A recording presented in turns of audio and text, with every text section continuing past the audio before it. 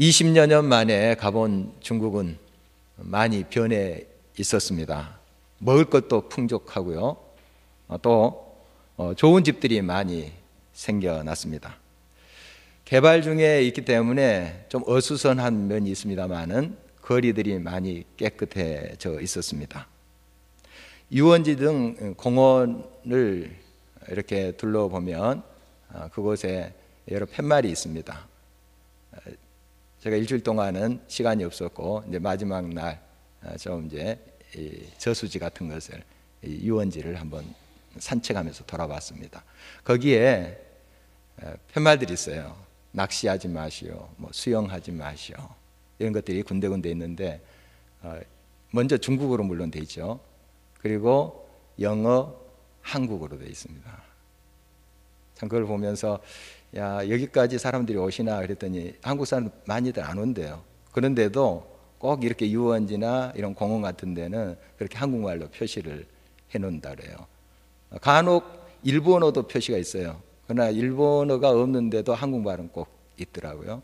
공항에도 마찬가지입니다. 공항에도 한국말로 이렇게 다 표시를 하는 것을 보면서 한국의 이상이 많이 높아졌구나 하는 것을 실감하게 되었죠. 또 큰 광고판들이 있습니다. 거기에 우리 한국 탤런트들이 모델로 등장하고 있는 모습도 보게 됩니다. 지금 우리나라도 그렇지만 중국의 고층 건물들이 많이 들어서 있습니다. 특히 북경에는 하늘을 찌를 듯한 그런 고층 건물들, 즉 마천루가 아주 즐비합니다. 아주 놀랐습니다. 제 눈을 또 특별히 사로잡은 건물이 있는데요. 차를 타고 이제 스쳐간 것이라 제가 정확히 세질 못했습니다. 한 5동, 6동 되는 것 같아요. 굉장히 고층 건물인데요. 그 건물들을 중간층에서 꼭대기 그 사이쯤에 통로로 연결해 놨더라고요. 쭉 그 건물이 이렇게 서로 통하게. 야, 이런 걸 보면서 중국 대단하다 하는 생각을 했습니다. 우리나라도 물론 그렇지만은 중국에 이렇게 고층 건물들이 많이 써 있었습니다. 어느 정도로 우리 나라의 그런 건설 기술들은 많이 신뢰하는 마음이 있습니다. 그러나 이제 중국에 대해서는 그동안 우리가 좀 그런 마음이 약했죠. 그래서 그 고층 건물들이 우뚝우뚝 서져 있는데 저게 대체 내진 설계가 잘 돼 있을까 하는 괜한 그런 걱정을 좀 했습니다. 아마 굉장한 기술이 거기에 투입될 것이라고 생각이 됩니다. 지난달 25일에 네팔에 큰 지진이 일어났습니다. 지금 현재 사망자 수만 해도 8,000명에 육박한다고 합니다. 계속해서 사망자가 지금 발견되니까요. 얼마나 많은 사람들이 또 생명을 잃었는지 계속 우리가 충격적인 뉴스를 접하고 있습니다. 우리 인간이 아무리 기술이 발달돼도 이러한 천재지변은 어찌할 수가 없습니다. 우리 인간이 그렇게 감당할 수 있는 것이 아니죠. 그러나 이 네팔의 지진을 보면서 우리가 뉴스로도 듣지만 오래된 건물, 그리고 골조와 기초가 튼튼하지 않는 건물, 이런 것들이 많대요. 그래서 그것이 무너지면서 더 많은 사상자를 냈다 하는 것을 우리가 잘 알고 있습니다. 그러니까 좀 내진 설계를 좀 잘하고 골조와 기초를 더 튼튼히 했다면 그 사망자 수를 최소화시켜 갈 수 있었을 것이다 하는 말이 되는 것이죠. 그런 면에서 또한 이러한 자연재해는 또 인재도 같이 또 빚어진 것이다 하는 것을 우리가 알고 있습니다.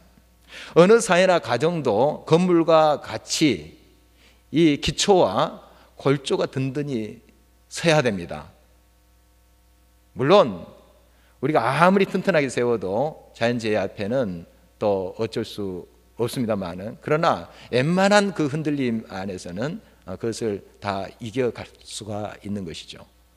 또 우리의 신앙의 기초와 골조를 세우면 영원히 또 우리는 무너지지 않는다는 사실도 알고 있습니다. 오늘 말씀을 통해서 우리 가정과 또 우리 교회, 한국 교회를 좀 살펴봤으면 좋겠습니다. 과연 우리 가정과 이 한국 교회, 우리 교회가 기초와 골조가 튼튼한가 하는 것입니다. 이것을 우리가 살피면서 우리 가정뿐만 아니라 교회 공동체, 이 한국 교회가 다시 한번 기초와 그 골조를 든든히 세워가는데 우리가 함께하고 기도하고 동참하고 앞장서는 그런 결단이 있는 시간이 되었으면 하는 것입니다. 유다왕 요야김 시대는 무척 암울했습니다. 계속 외세의 침탈이 있었습니다. 특별히 바벨론이 침공을 했죠. 나라가 기울어 가고 있었습니다. 역사적으로 보면은 이제 조금 있다가 다 이 유다가 망합니다. 그러니까 지금 나라가 굉장히 혼동스럽고 굉장히 어려운 상황에 있는 것입니다. 자, 이렇게 된다면 왕으로부터 백성들이 정신을 차리고 이렇게 해서는 안 되겠다. 우리가 다시 한번 살피자. 무엇이 잘못됐는지. 이렇게 돼야 되지 않겠습니까? 그러나 상황은 정반대로 돌아갑니다.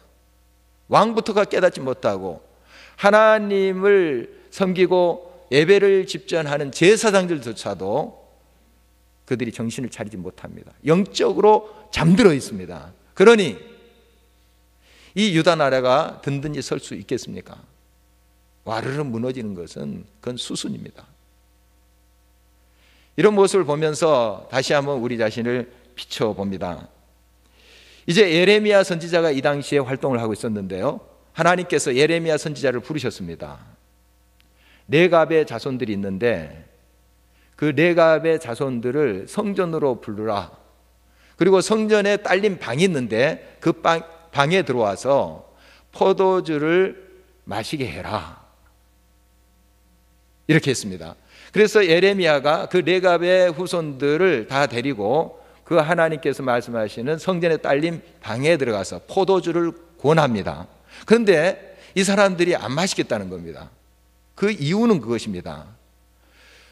우리 조상 레갑의 아들 요나답이 오래전에 우리들이 이런 말을 했습니다. 너희는 포도주를 영원토록 마시지 말라.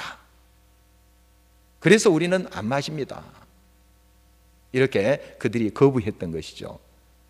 하나님이 레갑의 자손들이 그렇게 반응할 것이다 모르시고 예레미야에게 그렇게 하라고 하신 것이 아닙니다. 다 아세요. 분명히 그렇게 레갑의 자손들이 이야기할 거라는 것을 하나님은 다 아셨습니다. 그런데 왜 이렇게 예레미야에게 이 일을 시켰는지요? 그건 지금 유다의 왕부터가, 제사장들부터가 하나님 말씀을 안 들어요. 하나님의 생명의 말씀을 거부합니다.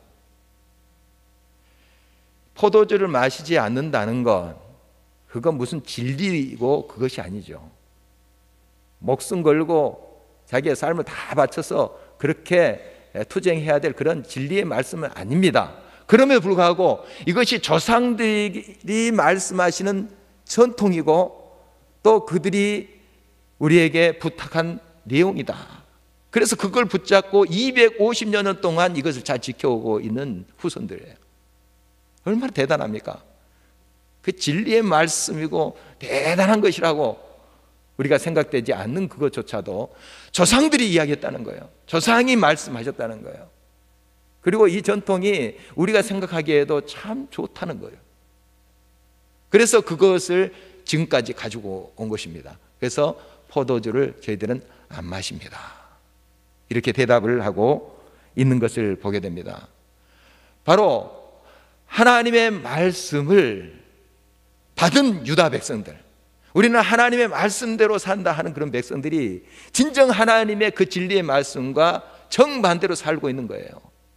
자기 자신들의 욕망과 자기 자신들의 모든 것들을 하나님께 내려놓고 하나님 중심으로 자기 자신의 야욕과 탐욕을 비우고 바로 서야 되는데 그 하나님의 말씀을 경외하지도 않고 정반대로 가고 있는 너희들 레갑 자손을 본받으라는 거예요. 그들은 조상의 전통조차도 그렇게 철저히 지키거늘 생명의 하나님 말씀, 진리의 말씀을 너희들이 왜 순종치 않느냐 하는 준엄한 꾸짖음입니다. 본받으라 하는 메시지가 여기에 있는 것이죠. 좀 더 말씀을 전개하기 전에 이 레갑 자손들이 어떤 사람들인가 하는 것을 살펴봅니다. 이들은 원래 이방 사람들입니다. 미디안의 한 지류예요. 미디안 족속들입니다. 그래서 이스라엘 백성들이 출애굽해서 광야에서 40년 살잖아요. 그때 모세의 장인이 방문합니다. 모세의 장인이 바로 미디안 사람입니다.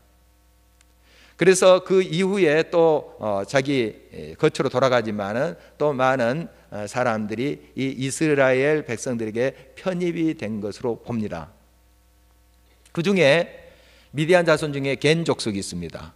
여러 지류 중에 한 미디안의 지류죠.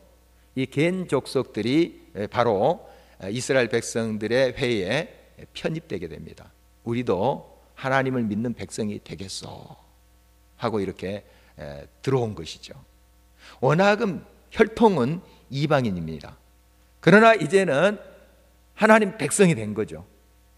하나님의 회에 들어왔습니다. 그래서 유다 지파에 편입이 된 사람들입니다.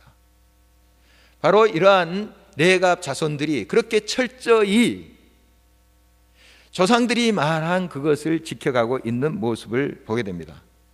바로 이 레갑 자손들은 생명의 길을 선택했습니다. 물론 우리가 하나님께 구원을 받고 하늘나라의 백성이 된다는 것은 하나님의 전적인 은혜입니다. 하나님 베풀어 주신 은혜예요. 그러나 우리가 선택을 해야 됩니다. 예수를 믿고 안 믿고 하는 건 우리의 선택에 달려 있습니다. 하나님 뜻대로 사느냐 아니면은 나의 중심, 세상적인 가치관으로 사느냐, 나의 선택에 달려 있다는 뜻입니다. 여기 레갑의 후손들은 하나님의 회에 들어가기로 선택합니다. 하나님의 백성이 되기로 그들이 선택을 해서 들어오고 있는 모습을 보게 됩니다. 여러분도 많이 듣는 내용일 수 있습니다. 지금 중국에 많은 교회들이 세워지고 있습니다. 물론 삼자 교회는 아닙니다. 가정교회들입니다. 그래서 많은 그리스도인들이 지금 생겨나고 있다 하는 소식을 듣게 됩니다. 중국의 통계를 잡는다는 게 여간 어렵지 않습니다. 물론 이제 전산 처리 같은 게 이제 많이 지금 발달되고 있습니다. 그래서 조만간에 정확한 숫자가 나올지 모르겠습니다만은 중국 지금 인구가 13억이다, 14억이다 이렇게 이야기합니다. 억이 그냥 왔다 갔다 합니다.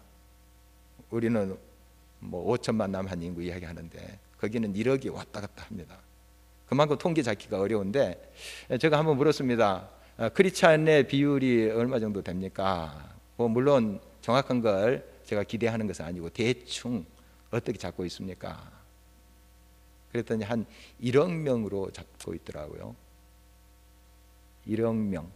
그러니까 물론 그 1억 명 가운데는 뭐 카톨릭도 있겠죠. 카톨릭은 이제 좀 소수고요. 그리고 이단도 있어요. 그냥 예수님 믿고 뭐 이게 교회 뭐 다니고 이런 사람들 통틀어서 한 1억 명 이상은 될 것이다 이런 말씀을 했어요.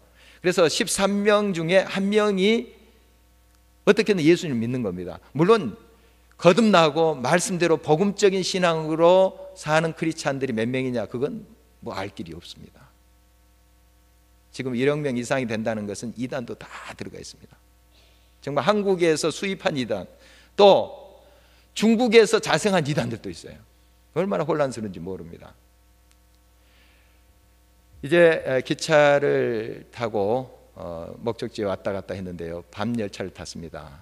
갈 때 8시간, 올 때 8시간인데 베이징의 그 기차역 얼마나 붐비는지요. 뭐 대합실에 앉을 자리가 없습니다. 그리고 복도에도 사람들이 다 앉아 있어요. 그리고 그 역 앞 광장도 얼마나 인산인해를 이룬지요. 사람들이 참 많더라고요. 그리고 이 기차표 예매가 그렇게 어렵습니다. 인터넷으로 예매를 하는데 정말 어렵답니다. 한 5분이면 막 없어지고 해요. 그래서 2달 전에 이렇게 예매한 건데 저를 안내한 그 중국의 한 형제와 제가 함께 했는데요. 서로 이제 자리도 틀립니다. 같이 붙어 있는 그런 자리 구하기도 어려워요. 명절 때는 전쟁이랍니다. 하늘의 별 따기처럼 이 기차표 예매하기가 어렵답니다. 참 그렇게 사람들이 많더라고요. 그 기차칸 이제 침대칸을 탔는데 그 좁은 칸에 6개 침대가 있습니다. 3층으로 돼 있어요. 그리고 서로 이렇게 걸터 앉으면 무릎이 닿을 정도로 이렇게 돼 있습니다. 좁은 그런 이제 침대인데 한 좁은 칸에 6명이 누워 자는 거죠. 뭐 제대로 잘 수 있는 환경은 아닙니다. 어떻든 한 20량 정도 될 것 같아요. 그 긴 기차에 사람들이 팍팍합니다. 그런 거 보면은 엄청난 인구입니다. 또 어떻게 보면 굉장한 저력이 거기에 있습니다. 요즘 교회들이 좀 어떻습니까? 좀 부흥을 많이 합니까? 물어봤습니다. 그랬더니 예와 같지 않습니다. 예전과 같지 않습니다. 그러더라고요. 정체되어 있다는 겁니다. 관심이 많이 떠났다는 거예요. 한 20년 전에는 이제 중국이 개방되면서 교회도 굉장히 많이 일어났습니다. 지하교회, 가정교회들 많이 일어났어요. 물론 이제 삼자교회도 문을 열고 했지만 가정교회, 지하교회는 막 우후죽순처럼 일어났습니다. 그런데 그런 현상은 지금 별로 없습니다. 왜 지금 주춤하고 있는가, 정체되고 있는가 물어봤더니 돈에 눈을 뜨고 있대요. 여기 돈벌이가 있다. 우르르 몰려가는 거예요. 분화비처럼 몰려가는 겁니다. 돈 되는 것이 눈에 보이니까 이제 교회로 오는 것이 주춤해지는 겁니다. 이런 현상들이 벌써 중국교회에 생겨나고 있어요. 우리가 위에서 기도해야 되겠습니다. 그럼에도 불구하고 살아있는 그들의 신앙의 모습을 보았습니다. 이 한 분의 차를 탔는데 그 차 뒤에 스티커가 붙어 있습니다. 거기 보니까 이렇게 지구 그려놓고 십자가를 이렇게 그려놓은 스티커예요. 거기에 임마누엘이라는 뜻입니다. 그리고 영어로 임마누엘 이렇게 써놨어요. 그 붙이고 공교회를 붙이고 다닙니다. 그리고 가정교회를 한번 방문했는데요. 물론 정부에서 뭐 허가 내주는 교회는 아닙니다. 삼자교회만 허가하는 교회니까. 그러나 그런 교회가 많답니다. 그냥 입구에다가 지나다니는 사람 다 보게끔 교회 그렇게 적어놨습니다. 중국어로 사도신경 쫙 적어놨어요. 그리고 그림과 곁들여서 어떻게 복음을 받아들여야 되고 복음을 받아들이면 어떤 일이 있다 하는 거 쫙 설명해놨습니다. 지나가는 사람 다 보게끔. 그러니까 중국 정부가 그거 묵인해 주는 거죠. 그런 교회들이 많습니다. 물론 지하교회도, 핍박을 받는 지하교회도 있고요. 이런 가정교회들이 많습니다. 또 이 차를 딱 타고 가는데요. 임마누엘이 세차, 임마누엘 세차, 간판 이름이 그런 간판도 있어요. 얼마나 반가웠는지요. 그냥 간판을 그렇게 걸어놨어요. 이런 걸 보니까 또 이렇게 신앙 고백을 하면서 하나님을 철저히 섬기려고 하는 사람들도 많구나 하는 생각을 했습니다. 앞으로 중국 교회를 하나님께서 크게 쓰실 것입니다. 어마어마한 자원이 여기 있습니다. 그리고 그 실크로드를 통하는 길이 바로 중국에 있습니다. 중국의 이제 소수 민족 가운데 이슬람권에 있는 사람들도 꽤 많습니다. 그래서 중국 교회를 통해서 이슬람권 선교, 실크로드를 통한 하나님의 선교가 반드시 이루어질 것입니다. 또 그렇게 반드시 이루어져야 됩니다. 우리가 기도해야 될 것입니다. 이런 걸 보면 그래도 교회가 살아있구나, 정말 순수한 열정으로 하나님께 응답하는 교회들도 많구나 하는 것을 제가 보았습니다. 찬양을 들었는데요. 중국어 작사 작곡, 중국 가락으로 지은 찬양이 막 쏟아지고 있습니다. 지금 그 음반도 나옵니다. 그래서 차 타고 가면서 음반도 그렇게 틀어주면서 그 찬송을 들어요. 굉장히 놀랐습니다. 10여 년 전만 해도 한국 복음성가 이렇게 번역하고 이렇게 해서 부르곤 했었어요. 그러나 이제는 중국어로 된 찬양, 중국 사람이 지은 중국 가락으로 된 찬양, 그것이 더 일어나고 있습니다. 제가 한 2곡 정도 배웠는데요. 정말 은혜스럽습니다. 정말 은혜스러워요. 막 가사가 또 절절히 와 닿습니다. 그 내용을 물론 옆에서 이제 해석을 줘서 제가 써놨는데 정말 그 신앙 고백적인 찬양들이 지금 쏟아져 나오고 있습니다. 여러분, 중국 교회가 하나님의 영광을 온전히 드러내는 정말 하나님의 놀라운 선교의 역사를 책임지는 그런 교회가 되기를 우리가 기도해야 되고, 우리 한국교회가 함께 이 일을 이루어가야 될 줄 압니다. 내갑 자손들은 조상의 명령을 충실히 수행했습니다. 포도주를 마시라 했더니 포도주를 안 마시겠다. 우리 조상 내갑의 아들 요나답이 그렇게 이야기해서 우리는 이것을 지키고 있다 하면서 이야기하고 물어보지 않는 것까지 계속 이야기합니다.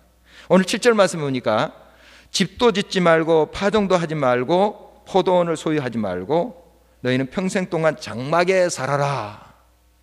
그래서 우리는 지금까지 그렇게 하고 있습니다 하는 대답이었어요. 여러분 자손에게 천막 짓고 너는 결혼하면 살아라 이렇게 할 사람 어디 있겠습니까?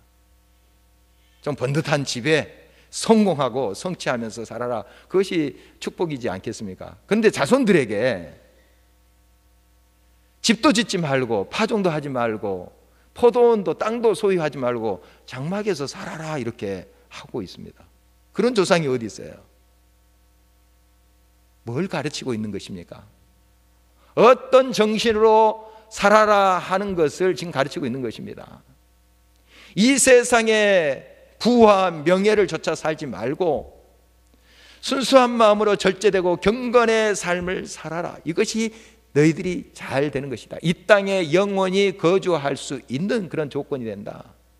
이렇게 가르치고 있는 것입니다. 바로 조상이 말씀하신 것을 그들이 정말 생명처럼 지키고 있는 거예요. 그 오랜 시간 250년이 지금 흐른 이 시점에도 그것을 지키고 있는 것입니다. 그대로 하고 있어요.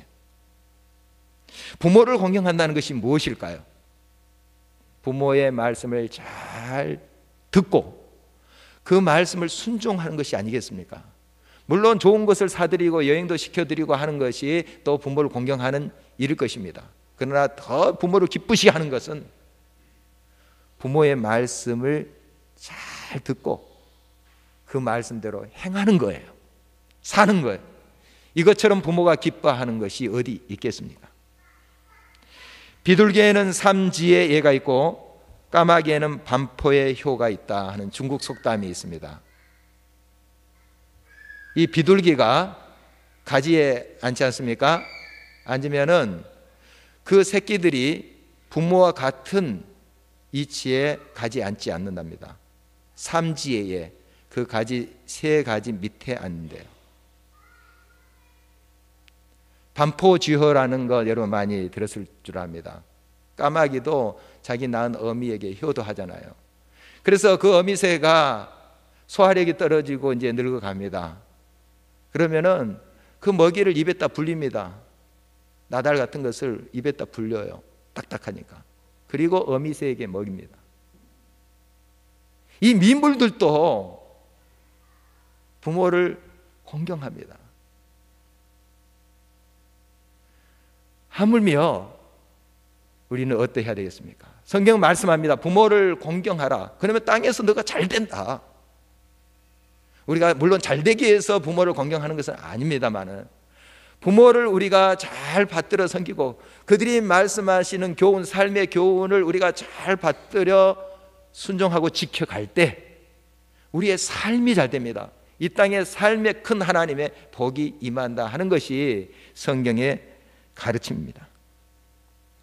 올간지 좋은 생각에 실린 글인데요. 나폴레옹이 이제 여러 나라를 정복했지 않습니까? 이제 폴란드를 침공한 거예요. 폴란드도 이제 점령을 해 가는데 거기에 한 이제 땅의 주인인 영주의 집에 저녁에 이제 식사를 하게 됐습니다. 영주가 이제 만찬을 잘 준비했습니다. 그리고 이 황제를 잘 영접을 했는데요. 이제 황제가 들어와서 자리에 앉게 하지 않겠습니까?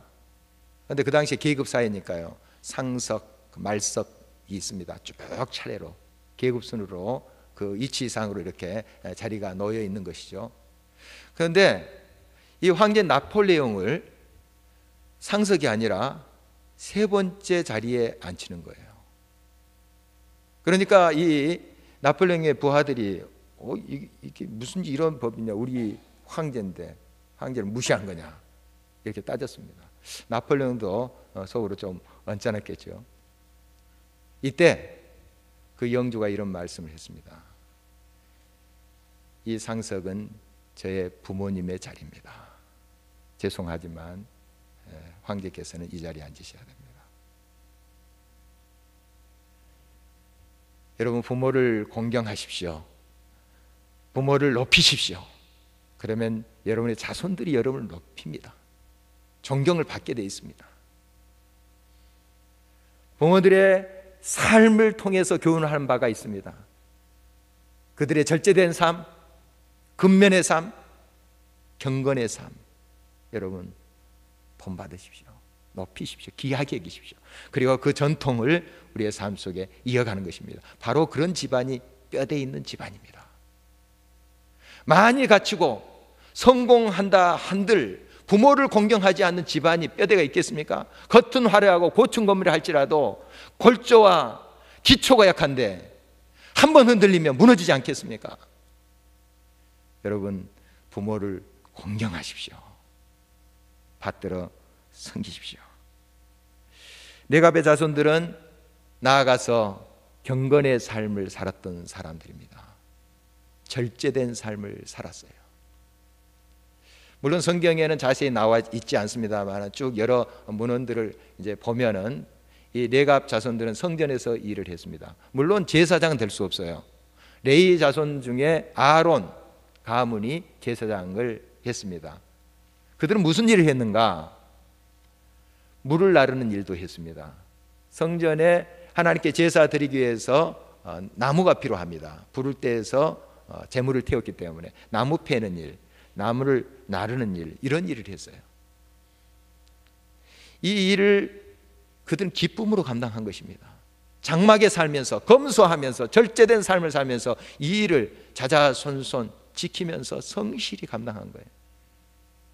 바로 그 집안이 뼈대에 있는 집안입니다. 아무리 제사장, 왕이라 할지라도 하나님의 명령을 거스리고 하나님의 뜻을 알지 못하고 우리의 아버지신, 우리의 생명의 근원이신 하나님 무시하는 그 제사장 가문이 뼈대가 있겠습니까?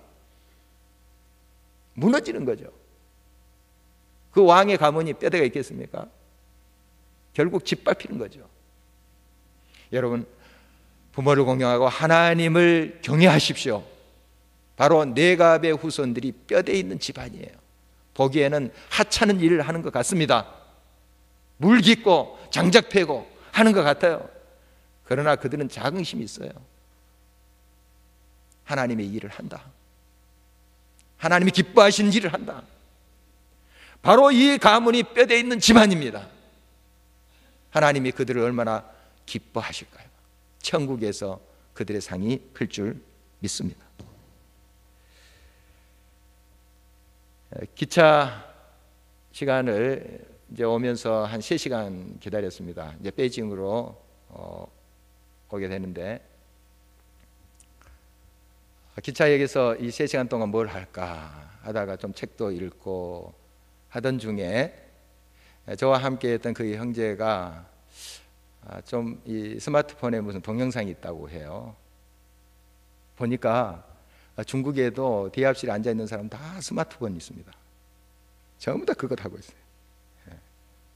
스마트폰이 쫙 깔려있더라고요. 거기도 보니까 이 형제는 한국에 한 번도 와보지 않았습니다. 그런데 저보다 한국 교회 상황을 더 잘 알더라고요. 다 이 스마트폰을 통해서 검색해서 다 보고 듣고 하는 거예요. 한국어도 아니까요. 목사님, 그 코바디스 보셨나요? 그러더라고요. 코바디스, 이 라틴어인데요. 어디로 갑니까? 하는 뜻입니다. 코바디스 도미네라는 옛날 영화 있어요. 도미네는 주여라는 뜻이고 주여 어디로 가십니까? 하는 영화인데 이 코바디스라는 영화는 다큐멘터리 영화입니다. 영화인데 한국 교회의 실상을 찍은 거예요. 대형 교회의 그런 비리, 세습 문제 등 이것을 이제 찍는 건데, 그리고 어떤 교단의 총에 막 쳐로 치고 받고 막 소리 지르고 하는 것도 이렇게 찍어놨더라고요. 제가 사실 못 봤습니다. 근데 그 형제는 이미 봤다는 거예요. 저보다 더 많이 알아요. 그래서 한번 보실래요 해서 시간도 좀 많고 해서 같이 봤습니다. 같이 봤는데 우리가 뭐 다 알고 있는 내용이에요. 이 한국 교회, 물론 거기 등장하는 그 다큐 감독이 주관적이라고 그렇게 이야기합니다. 주관적이다. 다큐는 주관적일 수밖에 없다는 거예요. 물론 그 감독이 보는 입장이 있어요. 그게 다 객관화시킬 수 있는 것은 또 아니죠. 어떤 작품도 주관적으로 그것을 소설하는 거지 그게 객관화시킬 수 있는 것은 아니죠. 어느 부분에서는 우리가 객관적으로 동의할 수 있는 그런 부분이 충분히 있는 것입니다. 한국교회 실상 이 세상에 향기를 발해야 되고 빛과 소금이 돼야 되는데 이 모양인 것이죠. 그런 우리의 현실을 우리가 지금 잘 알고 있습니다. 교회가 그래서 되겠습니까? 골조가 흔들리고 있습니다. 기초가 흔들리고 있어요. 지진이 일어나면 어떻게 되겠습니까? 더 크고 더 높은 건물일수록 더 폭삭 망하는 겁니다. 더 많은 사람 다치고 죽게 하는 거예요. 우리 교회 부흥되기를 원합니다. 많은 사람들 와서 하나님을 섬기고 하나님 앞에 참된 행복을 누리기를 원합니다. 그러나 이 교회가 하나님의 말씀에 기초하지 않고 그 뼈대를, 그 골조를 말씀에 세우지 않는다면 이 교회 한번 흔들리면 무너집니다. 무너지게 돼 있습니다. 하나님을 경외하는 자는 하나님의 말씀을 청종합니다. 그러므로 우리부터, 나부터가, 우리 교회부터가 말씀에 바로 서 가야 됩니다. 말씀 중심의 신앙, 하나님 중심의 신앙, 세상의 성공과 물질적인 가치관을 계속 지어가면서 버리면서 하나님이 기뻐하실 그 일을 추구해 가는 그러한 교회가 되어야 됩니다. 그것이 뼈대 있는 교회예요. 그런 가정이 뼈대 있는 집안입니다. 부모를 공경할 줄 알고 하나님 말씀을 청종하고 하나님의 뜻대로 하나님 중심으로 말씀 중심으로 세워가는 그 가정과 그 교회가 뼈대 있는 집안이고 교회일 줄 믿습니다. 그런 교회의 부르심을 우리가 지금 받고 있는 것입니다. 이 레갑 자손들은 지조 있는 신앙의 삶을 살았습니다. 오늘 11절 말씀 다시 한번 주목해 봅니다. 그러나 바벨론의 느부갓네살 왕이 이 땅에 올라왔을 때에 우리가 말하기를 갈대아인의 군대와 수리아인의 군대를 피하여 예루살렘으로 가자 하고 우리가 예루살렘에 살았노라. 평상시에는 이 여러 백성들은 성 밖에 삽니다. 농사도 짓고 양도 치고 이렇게 합니다. 그런데 어떤 일이 벌어졌을 때, 전쟁이라든지 유사시에는 이 성 안으로 다 군량미를 가지고 들어옵니다. 그리고 맞서 싸우는 거죠. 우리나라도 마찬가지였습니다. 그런 식으로 진행이 됩니다. 이제 여기 갈대아인이라는 것은 바벨론 군대를 말합니다. 그리고 오늘 본문에 있는 수리아인이라는 것은 아람 군대를 말해요. 자, 레갑 자손들의 눈에 보기에는 아람 군대가 어마어마합니다. 그리고 지금은 바벨론 군대가 쳐들어오고 있어요. 보니까 이제 세상은 바벨론 제국입니다. 세상의 패권은 바벨론이 지금 쥐고 있다고 해도 과언이 아니에요. 자, 우리는 어차피 유대 백성이어도 피 한 방울도 안 섞였다. 이제는 힘 있는 자들이 저 바벨론이니 우리가 그들한테 가서 살 길 찾자. 이렇게 할 수도 있어요. 그러나 레갑 자손들은 피하여 예루살렘 성으로 왔었노라 이야기하고 있습니다. 그들은 하나님을 바라보면서 하나님을 향한 신앙의 지조를 지킨 것입니다. 예루살렘이 무슨 튼튼해서 예루살렘 피신한 게 아니에요. 하나님을 선택했고 하나님의 백성이 됐습니다. 이방인이었지만 이제 하나님의 백성이 됐어요. 하나님의 백성에 대한 그들의 정체성이 확고했던 것이죠. 그래서 예루살렘 성으로 간 것입니다. 신앙의 지조를 버리지 않았습니다. 지금 현금 얼마나 많은 유혹들이 있습니까? 신앙의 지조를 잃어가고 있습니다. 신앙의 전통을 잃어가고 있습니다. 타협합니다. 세상의 물질과 세상의 명예와 영달을 쫓아갑니다. 신앙의 지조를 잃어가고 있습니다. 다시금 우리는 이 신앙의 지조를 회복해야 됩니다. 어떠한 일이 있더라도 오직 주님, 오직 말씀의 신앙으로 우리가 돌아가야 됩니다. 우리 교회가 그렇게 깨어있는 교회가 되었으면 좋겠습니다. 이 한국 교회가 말씀으로 돌아가서 다시 한번 신앙의 골조를 세우고 뼈대 있는 교회가 되도록 우리가 그렇게 기도하면서 나아가고, 우리가 할 수 있는 한 또 우리의 힘을 보태야 될 것입니다. 이해할 때 우리를 통해서 주의 영광이 온 세상에 드러날 줄 믿습니다. 하나님께서 우리를 쓰실 것입니다. 하나님의 훌륭한 도구로 세우실 것입니다.